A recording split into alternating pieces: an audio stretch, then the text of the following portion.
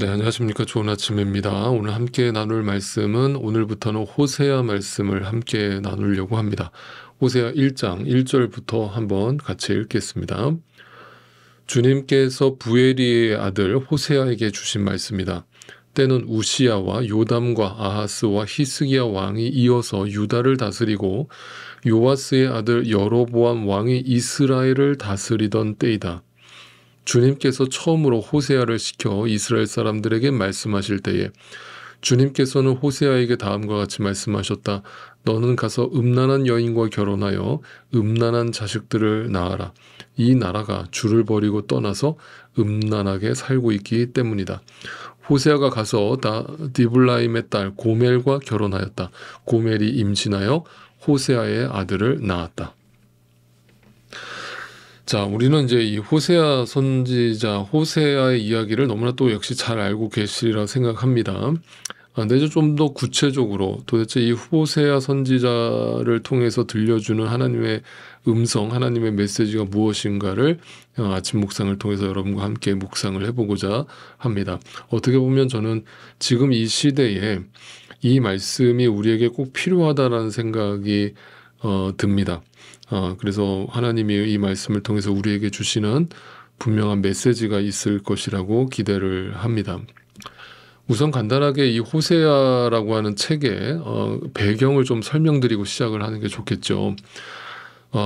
여러분 이제 이스라엘의 역사를 다 알고 계시겠습니다만 사울 왕으로부터 시작된 이스라엘 왕국은 다윗 왕을 이어서 솔로몬 왕까지는 이제 통일 왕국으로 이어지다가 이제 솔로몬 왕이 죽고 나서 이제 북이스라엘과 남유다로 쪼개지게 되죠. 이제 분단 국가가 됩니다. 그래서 이제 두 나라가 서로 이제 두 왕을 모시고 통치를 시작하게 되는데 이 북이스라엘이 먼저 멸망을 하게 되죠. 아수르에 의해서 BC 722년에 역사 속에서 흔적도 없이 사라지게 됩니다. 그런데 이 호세아 선지자가 활동하던 시대가 어떤 시대였냐면 바로 멸망하기 한 30년 전 755년부터 멸망하던 722년까지 북이스라엘에서 하나님의 말씀을 선포하던 어떻게 보면 북이스라엘의 마지막 선지자였어요. 그렇다는 것은 굉장히 중요한 메시지가 있죠. 바로 호세아 선지자를 통해서 주시는 메시지가 어떤 메시지일 거라고 여러분 기대가 되세요? 나라가 멸망하기 직전에 세워진 선지자를 통해서 하나님이 주신 말씀이란 말이에요. 그러면 어떤 메시지가 선포되겠어요? 좋은 말씀이 담길까요? 은혜와 축복의 말씀이 담길까요? 아니죠. 어떤 말씀이 담겼어요? 심판과 경고의 메시지가 담기는 거예요. 그러니까 심판과 경고라고 하는 것은 무시무시한 메시지이고 돌아서지 않으면 죽는다라고 하는 경고의 메시지인 것이잖아요. 그런데 여러분 이 호세아 선지자를 선지자의 이야기를 우리는 어떻게 알고 있습니까? 사랑의 하나님의 사랑의 음성, 사랑의 편지로 우리는 보통 알고 있지 않습니까?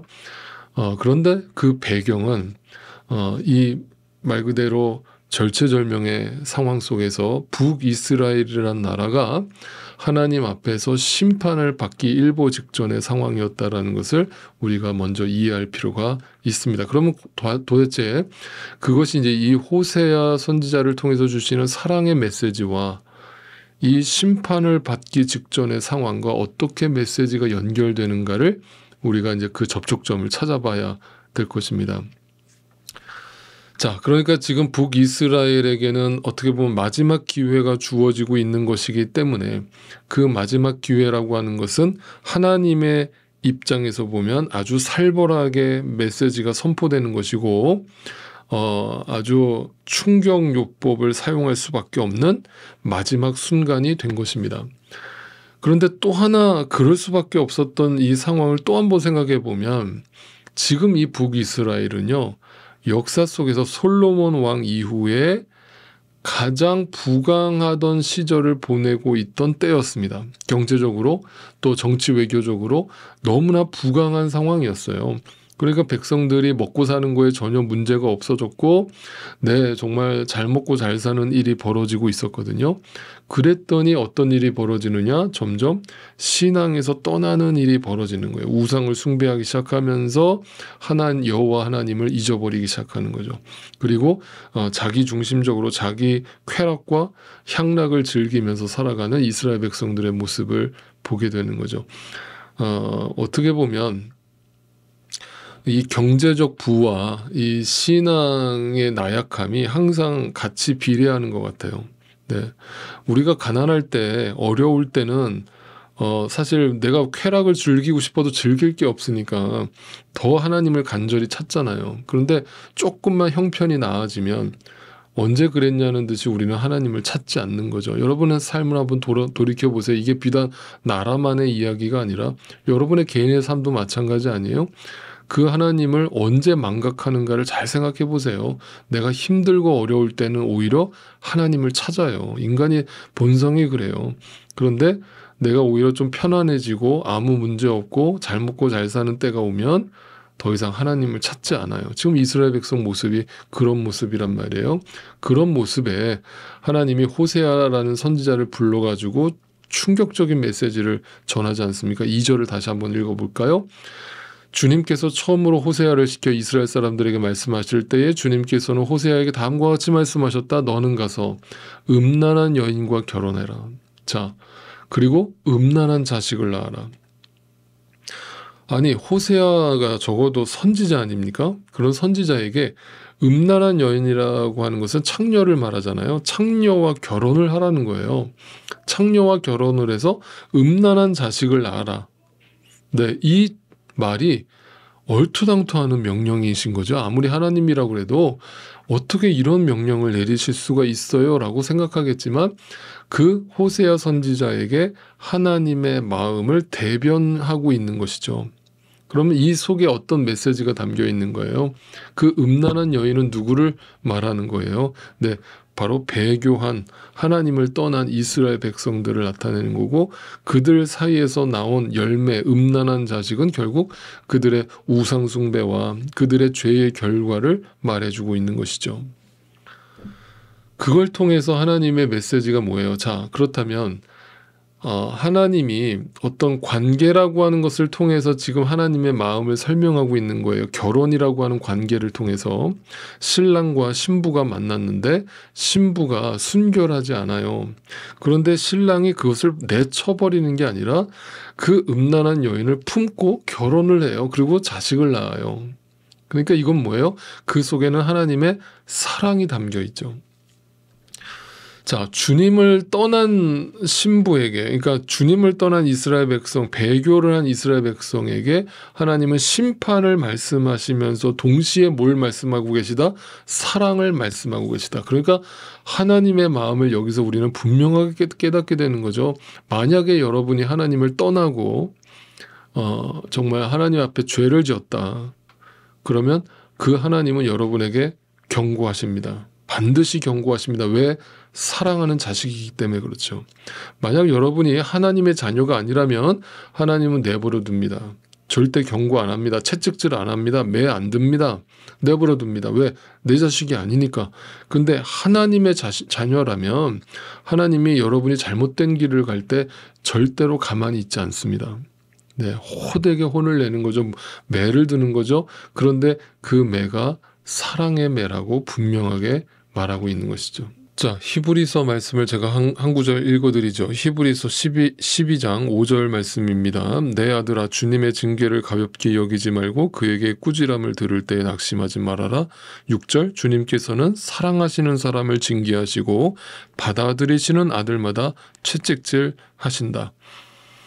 자, 분명히 말씀드립니다. 8절, 모든 자녀가 받은 징계를 여러분이 받지 않는다고 하면 여러분은 사생아이지 참 자녀가 아닙니다. 그러니까 이 호세아를 통해서 하나님이 명령하고 계시는 이 충격요법은 결국은 뭐냐면 그 안에 하나님의 사랑이 들어가 있는 것이고, 그 사랑은 그냥 무턱대고 덮어주는 것이 아니라 많은 분들이 기독교의 사랑을 오해하는 부분이 바로 이 부분인데, 그 하나님의 사랑이 그냥 죄와 허물을 무턱대고 그냥 덮어주는 것이 아니라 그 죄가 죄라는 것을 먼저 명확하게 밝히는 거죠. 그게 바로 뭐냐면 회개를 촉구하는 거죠. 그래서 하나님은 사랑의 하나님이면서 동시에 어떤 하나님이세요? 공의의 하나님이시죠. 공의의 하나님이라는 말은 하나님은 거룩하시다는 것이고, 거룩하시다는 것은 정결과 선결과 순결이라는 단어로 대체될 수 있는 것이죠. 그러니까 하나님은 우리를 너무나 사랑하시기 때문에 그 하나님의 사랑으로 우리를 초대하시는데, 하나님의 사랑 속에 들어오려면 반드시 뭐가 되어야 된다? 순결해야 된다. 정결해야 된다. 선결해야 된다. 거룩해야 된다. 순결한 신부가 되기를 하나님은 원하신다. 그게 이제 이 호세아 이야기의 핵심이 될 겁니다. 오늘날 지금 우리가 살고 있는 이 시대를 우리가 흔히 이제 주님의 때가 가까워지고 있는 세대로 보고 있지 않습니까? 저도 그런 시선으로 바라보면서 이 세대를 위해서 안타까움으로 날마다 기도합니다. 배교하는 영혼들이 넘쳐나고, 거짓 선지자들과 예언자들이 넘쳐나고, 복음에서 떠나서 값싼 은혜를 주장하는 교회들이 넘쳐나고, 그 속에서 정말 하나님을 믿고 따르는 순결한 신부들이 적다라고 하는 것이 성경의 일관된 가르침이기 때문에 이 마지막 시대에 북이스라엘이 멸망하기 직전에 호세아 선지자를 통해서 주셨던 이 하나님의 메시지가 오늘 우리에게 그대로 들려지게 되기를 간절히 소망합니다. 여러분, 주님을 찾으세요. 그 주님께 돌아오세요.